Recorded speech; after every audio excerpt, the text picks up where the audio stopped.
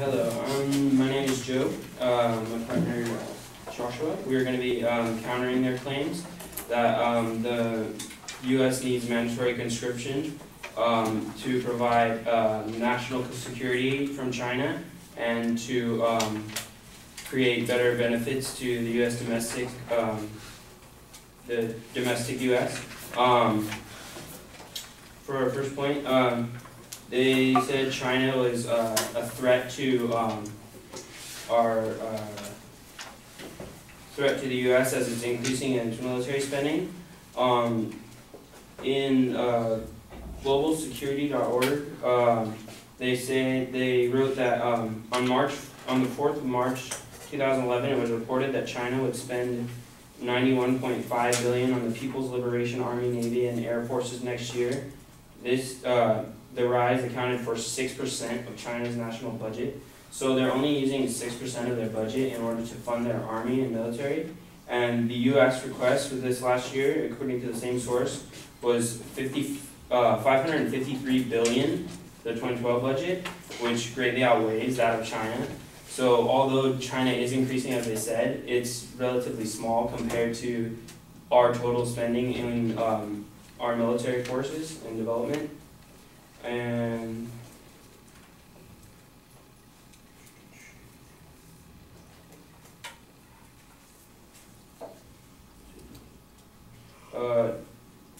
another source argued that another source stated, the New York Times wrote that China's arsenal of missiles arrayed in the Strait of Taiwan, which is a big point in which is an ally for the U.S., has not substantially grown in the last year, which shows that they're not really trying to make an offensive move, or they would be strengthening that front there and attempting to attack us. And because of the lack of China's growth and hostility towards us, there's no real need for conscription for that reason. And as far as the argument that it'll promote benefits to domestic society, I argue that it'll create negatives for our society. First, they said that it would create more patriotism. The U.S., according to Gallup.com, the percentage is now of Americans that would consider themselves extremely patriotic is now measurably greater than any point, including the months after 9/11 attacks,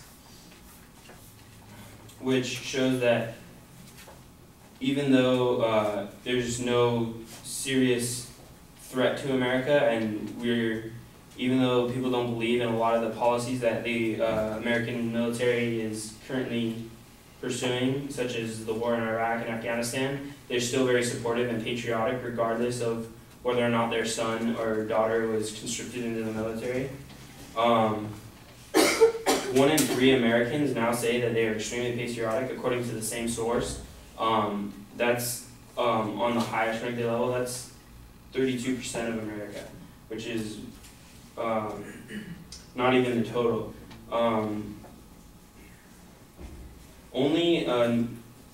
According to the same source, only 6% of all Americans would actually consider themselves not extremely patriotic. This doesn't mean they're anti-American, but they're just not overly patriotic, as most would see. They're not driving around a car with an American flag painted on it.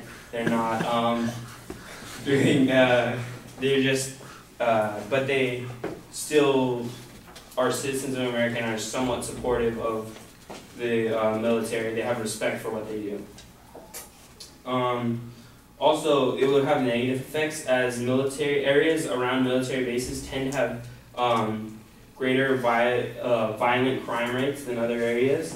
For example, the city of Oceanside, which borders Camp Pendleton Marine Base, CityRating.com states that violent crime rate in the city of Oceanside in 2009 was higher than the national violent crime rate by 2.25%, which the national crime rate includes obviously the entirety of the nation. And that points out that that point is a hotspot for some sort of violent crime for some reason based on military, the military personnel centered around there.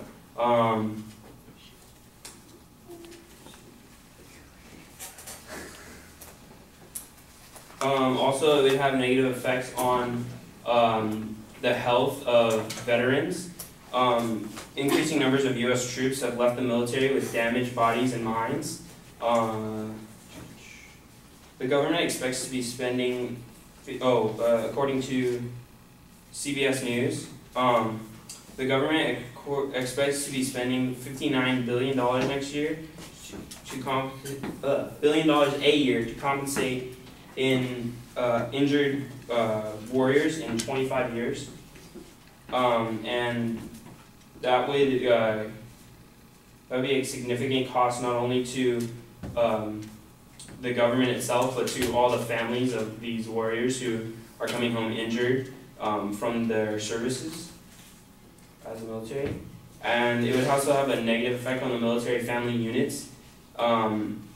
It would cause them to be fragile because of the separation, oftentimes. And this would have a negative effect on society in turn. And